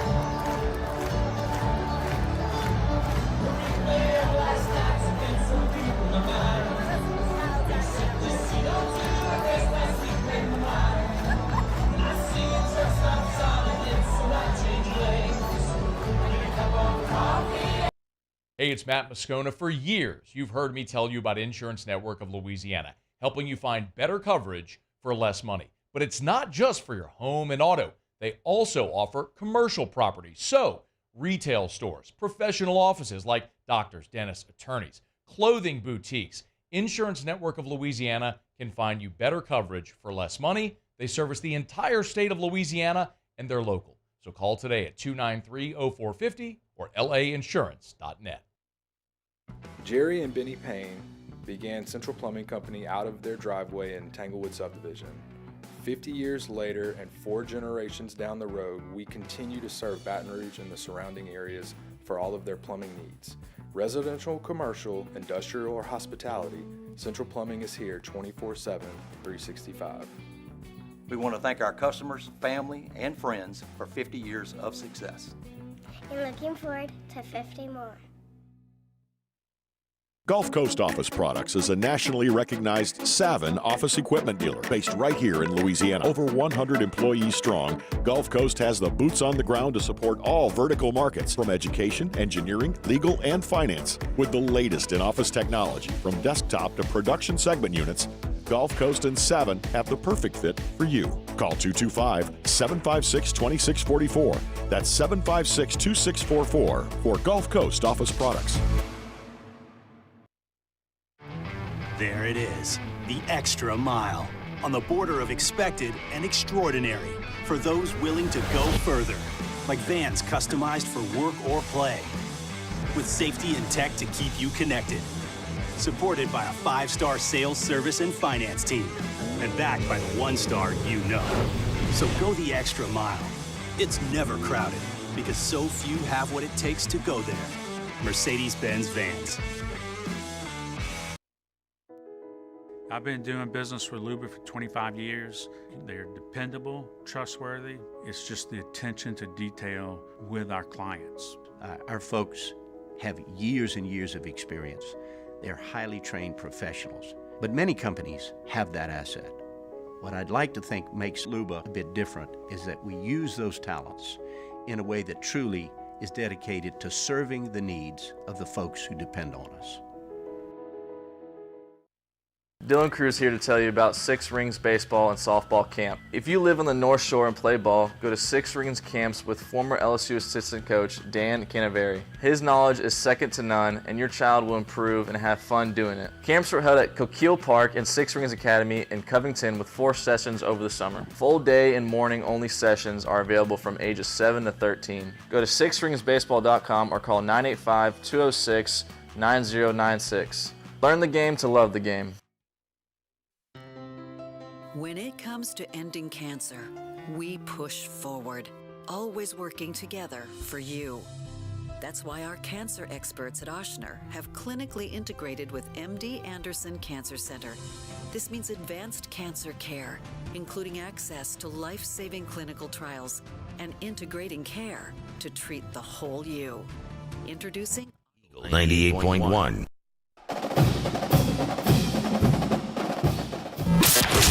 Eagle 98.1 Game Day. Stat Check. Presented by Luba Workers Comp. Luba Workers Comp. Delivering genuine dependability. Box score mirrors the final score as far as dominance by the Tigers. 29-16 first downs. Total yards 667 to 333 in LSU's favor. Passing yards 430 to 221. Rushing yards 237 to 112. LSU 10.2 yards per attempt, 7.4 for South Alabama, 8.8 yards per rush to 3.4 yards per rush. LSU was 6 of 9 on third down. South Alabama was 4 of 14 on third down, and the Jaguars were 1 of 3 on fourth down. Penalties, pretty clean game, 5 for 35 for South Alabama, 4 for 40 for LSU. LSU did turn it over twice with the 2 interceptions. The time of possession was nearly equal, 31 minutes even for South Alabama and 29 for LSU. Individually, Nussmeier 26 of 39, 409 yards, 2 touchdowns and 2 picks. Gio Lopez 16 of 22, 171 and a touchdown, no interceptions. Caden Durham only had 7 carries tonight, but they went for 128 yards and a touchdown. Josh Williams 5 carries for 32 yards and a score. Kentrell Bullock 9 carries, 56 yards. For South Alabama. Leading receiver tonight for LSU, Kyron Lacey, 5 catches, 107 yards. Durham had 3 for 89, including the touchdown. That was a 71-yarder to open the ball game. And Aaron Anderson with 6 more catches tonight, 73 yards and a touchdown. Anthony Eager, 4 for 91 and a score for South Alabama. Defensively, Greg Penn led the way, 14 total tackles, 7 solos, half a tackle for loss. Whit Weeks, 9 total tackles, 4 solos and a tackle for loss, and Major Burns with 8 tackles tonight, 3 solos and a half for a loss. Amaron Fortenberry, that's another good name. It's been a good year for names. 10 tackles, including 8 solos for South Alabama, and he also had 2 passes defense. Xavier Thomas, 2 kickoff returns, one of them 39 yards that set up an LSU scoring drive. At some point. You know, he's broken some, just not for a touchdown yet. He's broken some long ones. That was another good one tonight. And kicking tonight, Oschendorf and Todd each had 1 punt, 47-yard average between the 2 of them. And South Alabama punted 6 times for a 45.5-yard average and 2 inside the 20. And that is your stat check. We're back with all the scores. Almost everything is final tonight. And a wild day in college football. This is Eagle 98.1 Game Day.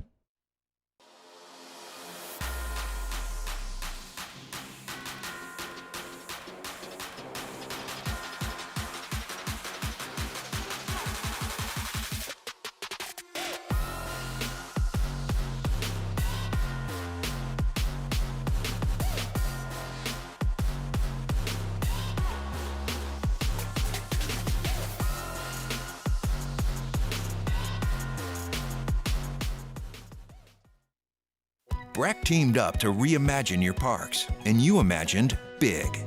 With your help, we went to work, creating 12 beautiful community parks across the parish. A family-sized water park, miles and miles of trails, and parks just for your dogs. There are more places to splash, to explore, to run wild, and even soar. You imagined, we delivered. Gold. Breck, your #1 park system in the nation. Electricity is all around us, and our families depend on it. Every day is sparked by the power of a cold drink or a warm meal, a movie night, and a comforting light at the end of a dark hallway. From sunrise to sunset, playtime to bedtime, our team is ready to take care of your electrical needs. Even in the case of an after-hours emergency, the light in your life shines brighter with Mr. Electric. Hey, it's Matt Moscona. For years, you've heard me tell you about Insurance Network of Louisiana, helping you find better coverage for less money. But it's not just for your home and auto. They also offer commercial properties. So, retail stores, professional offices like doctors, dentists, attorneys, clothing boutiques. Insurance Network of Louisiana can find you better coverage for less money. They service the entire state of Louisiana, and they're local. So call today at 293-0450 or lainsurance.net. Jerry and Benny Payne began Central Plumbing Company out of their driveway in Tanglewood subdivision.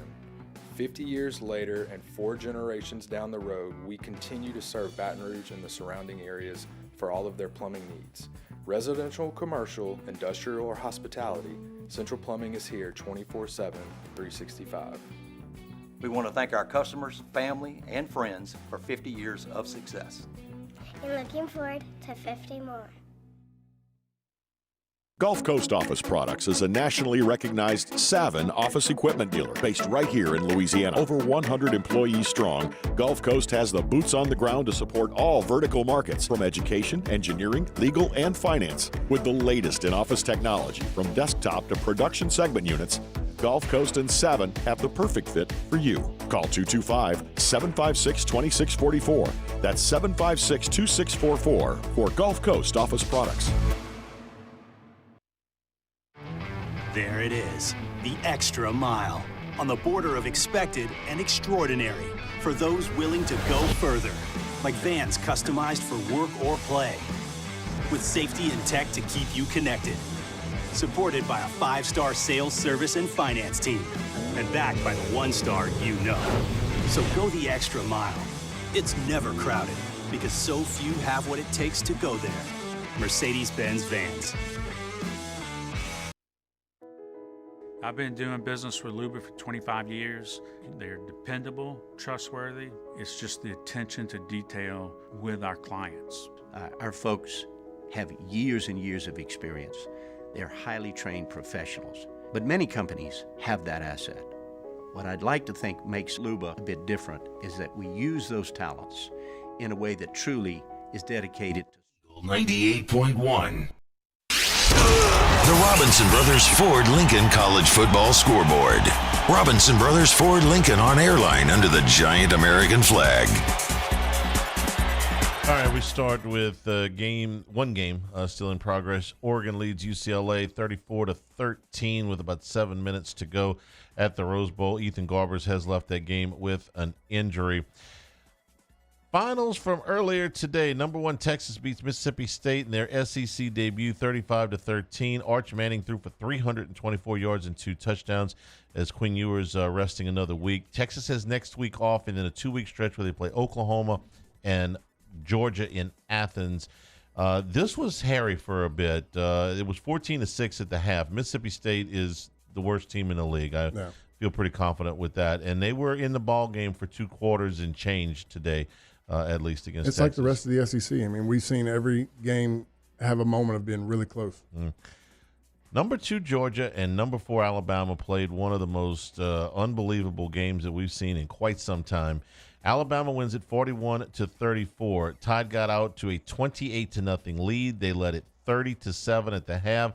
Georgia stormed all the way back to take a 1-point lead with a little over 2 minutes to go in the game, and then Jalen Milroe hit Ryan Williams on one of the most spectacular throw, catch, move, run plays that you will see. I don't care if he's 17 or 117. That was an unbelievable play, and it ended up winning the ball game for Alabama. Georgia did drive it back down. Beck threw an interception in the end zone, and that was enough. Monster day for Milroe. 27 of 33 for 374 yards and 2 touchdowns. He did throw 1 interception. He also ran 16 times for 117 yards and 2 scores. Carson Beck threw 3 touchdown passes, and he threw for over 400 yards, but he also threw 3 interceptions for Georgia today. We got the game we wanted in the fourth quarter. I mean, that was the big marquee game everybody was looking for. When I saw it was 28-0, I was like, well, I guess I don't have to worry about it. I'll just continue to watch LSU. Yeah, the comeback would have, I think, melted Tuscaloosa in a way that it's never been melted. It's been so much fun before. It would have been. Look, both of these teams can lose as far as I'm concerned, but if Georgia had actually been able to hang on, that I can't even imagine what would have gone on over there. Number 3, Ohio State beats Michigan State 38-7. Will Howard, a couple of touchdown passes. Kentucky beats number 6 Ole Miss 20-17. 63-yard bomb with 4 minutes to go set up Kentucky for the winning points. Ole Miss misses a 48-yard field goal at the gun that would have tied it. Jackson Dart threw for 261 yards for Ole Miss. Number 9 Penn State stays undefeated, but there was a tussle.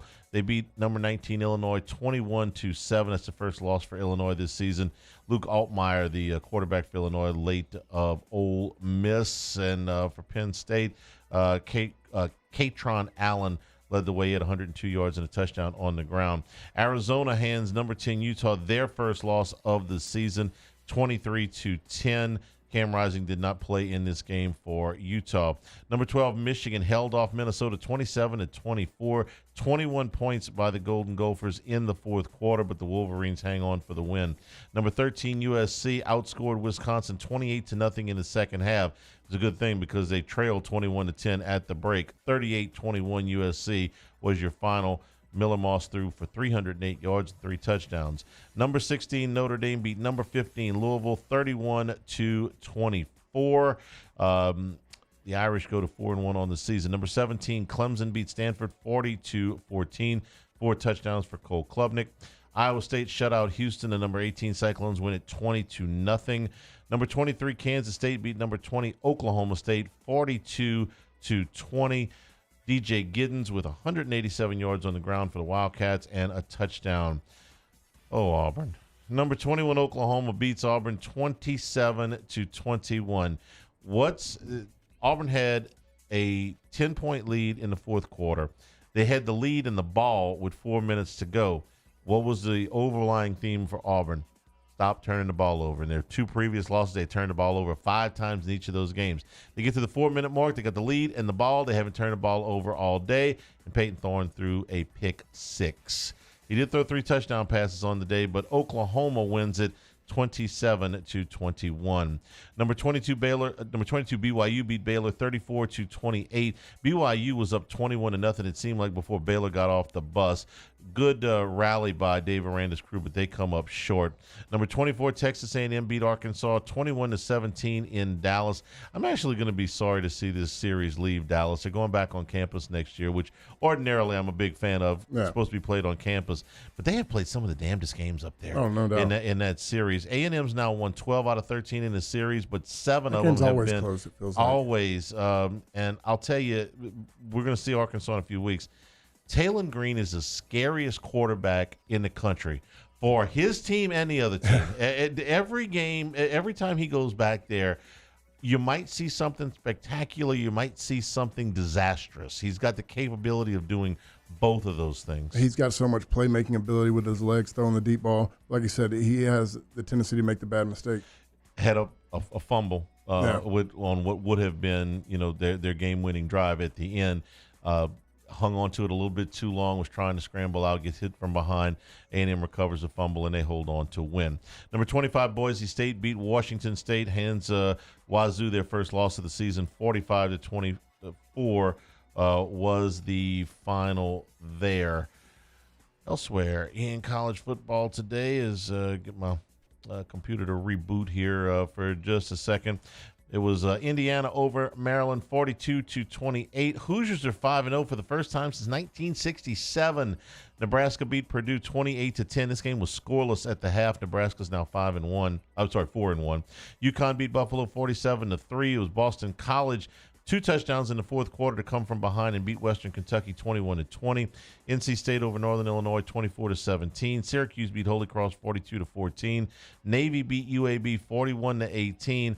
Watch the midshipmen. I'm telling you, Blake Horvath, the quarterback, is a fantastic player. He threw for, Navy quarterback, 225 yards today and 2 touchdowns.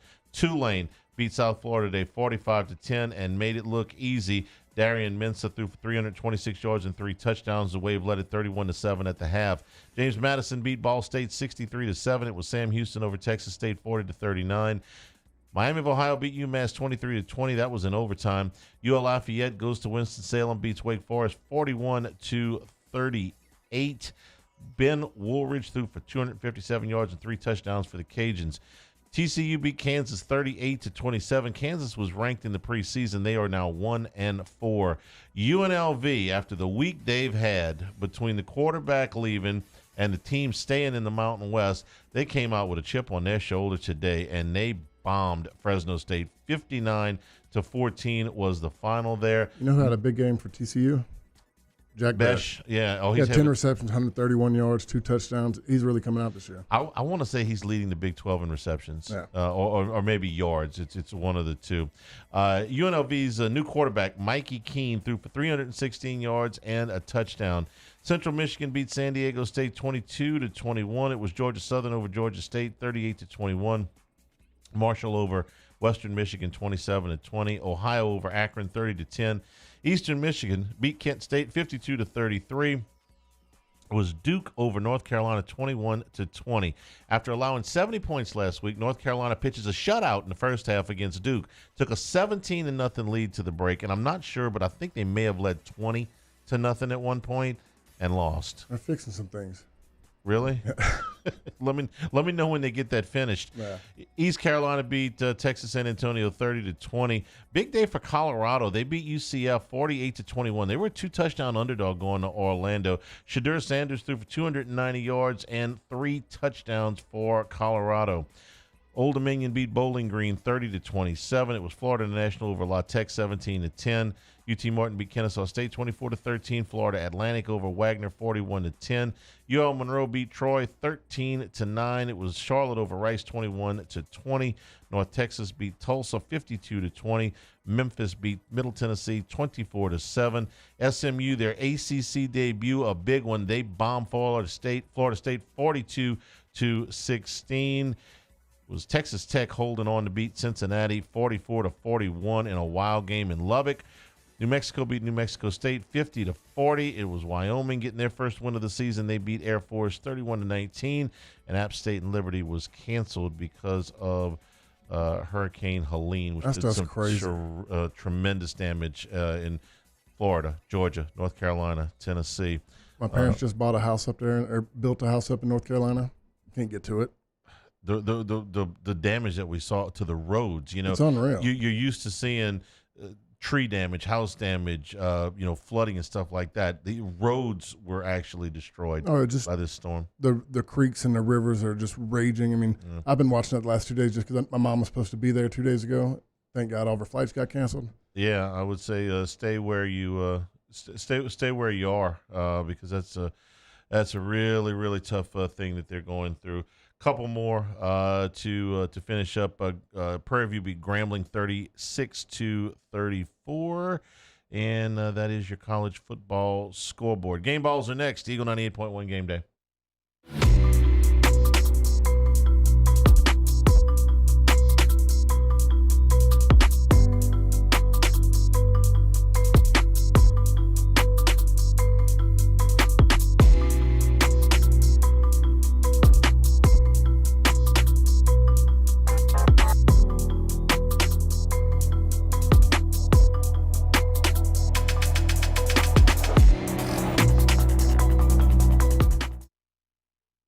Dylan Cruz here to tell you about Six Rings Baseball and Softball Camp. If you live on the North Shore and play ball, go to Six Rings Camps with former LSU assistant coach Dan Canaveri. His knowledge is second to none, and your child will improve and have fun doing it. Camps were held at Coquille Park and Six Rings Academy in Covington with 4 sessions over the summer. Full day and morning only sessions are available from ages 7 to 13. Go to sixringsbaseball.com or call 985-206-9096.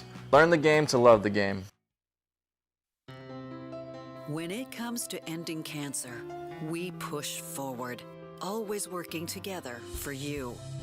That's why our cancer experts at Ochsner have clinically integrated with MD Anderson Cancer Center. This means advanced cancer care, including access to life-saving clinical trials and integrating care to treat the whole you. Introducing Ochsner MD Anderson Cancer Center. Long live you. Breck teamed up to reimagine your parks, and you imagined big. With your help, we went to work, creating 12 beautiful community parks across the parish. A family-sized water park, miles and miles of trails, and parks just for your dogs. There are more places to splash, to explore, to run wild, and even soar. You imagined, we delivered. Gold. Breck, your #1 park system in the nation. Electricity is all around us, and our families depend on it. Every day is sparked by the power of a cold drink or a warm meal, a movie night, and a comforting light at the end of a dark hallway. From sunrise to sunset, playtime to bedtime, our team is ready to take care of your electrical needs, even in the case of an after-hours emergency. The light in your life shines brighter with Mr. Electric.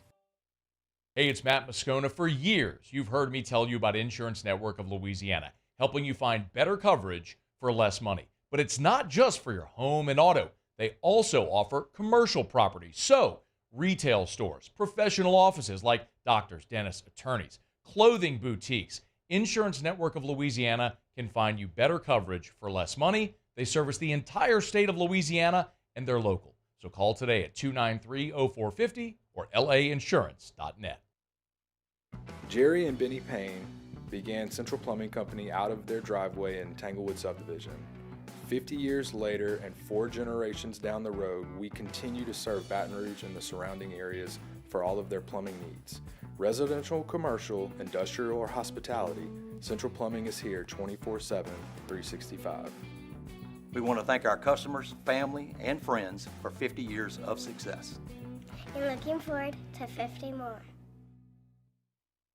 Gulf Coast Office Products is a nationally recognized Savin office equipment dealer based right here in Louisiana. Over 100 employees strong, Gulf Coast has the boots on the ground to support all vertical markets from education, engineering, legal, and finance. With the latest in office technology from desktop to production segment units, Gulf Coast and Savin have the perfect fit for you. Call 225-756-2644. That's 98.1. 98.1 Game Day. Game Balls. Presented by WCK Foundation Repair. WCK Foundation Repair. Support your home team. WCK Foundation Repair. All right, your first. I'm taking the easy one. Yeah. Durham. I mean, Yeah. 217 yards on 10 touches, 2 touchdowns. Pretty electric. 2 drives into the game, he had done the number. Yeah, his first 2 touches went for 156 yards. Ain't bad. Take that. Yeah. I'll go an ode to one of your guys, your former number 18. I'll go with 18 tonight. Greg Penn with what I believe is a career high tackles, 14 tonight, 7 solos, 7 assists, and a half a tackle for a loss. Thought he played really well. Really well tonight. And Savion Jones, another 4 tackles, another tackle and a half for a loss. You said earlier he looks like a completely different player than what we saw last year. The way he's moving, I mean, he's tackling. A lot of effort plays. He's chasing guys down, making plays on the backside that already broke for 4 or 5 yards. I mean, he's doing awesome. So many people that we could have picked. 7 different rushers tonight, 11 different receivers. A lot of guys played on defense. Whit Weeks had a really good game with 9 tackles. So Major Burns, Weeks and Burns made the stop. Played the second half on the goal line. Yeah. So lots of good stuff tonight as LSU wins it 42-10.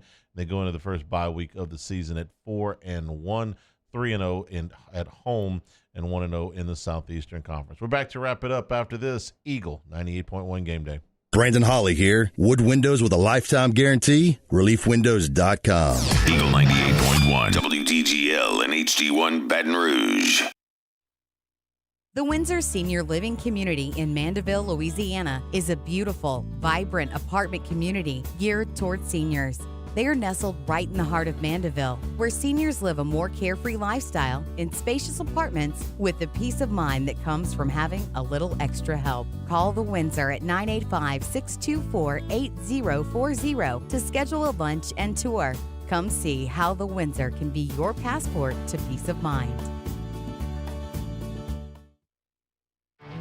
There it is, the extra mile, on the border of expected and extraordinary, for those willing to go further, like vans customized for work or play, with safety and tech to keep you connected, supported by a 5-star sales, service, and finance team, and backed by the 1-star you know. So go the extra mile. It's never crowded, because so few have what it takes to go there. Mercedes-Benz Vans. I've been doing business with Luba for 25 years. They're dependable, trustworthy. It's just the attention to detail with our clients. Our folks have years and years of experience.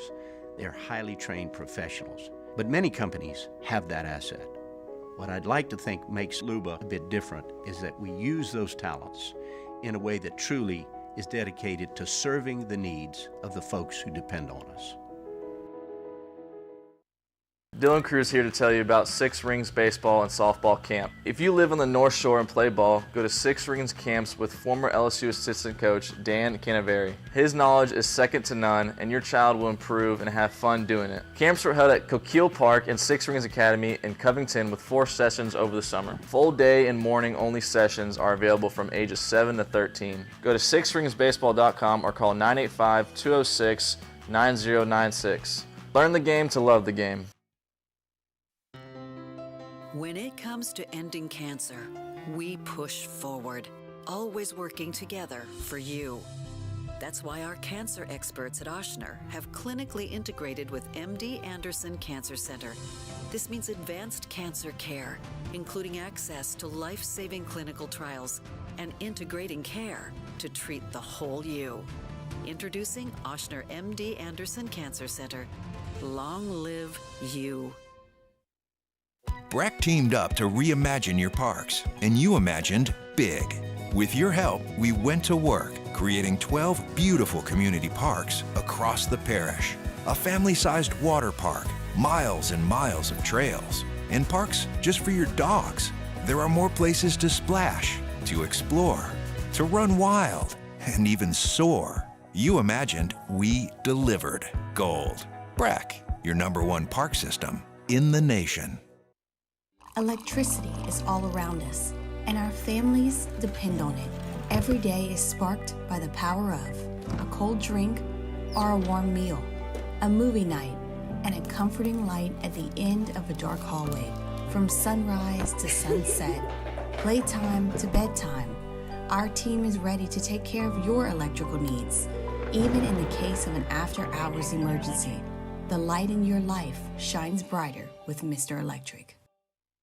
Hey, it's Matt Moscona. For years, you've heard me tell you about Insurance Network of Louisiana, helping you find better coverage for less money. But it's not just for your home and auto. They also offer commercial property. So, retail stores, professional offices like doctors, dentists, attorneys, clothing boutiques, Insurance Network of Louisiana can find you better coverage for less money. They service the entire state of Louisiana. 98.1.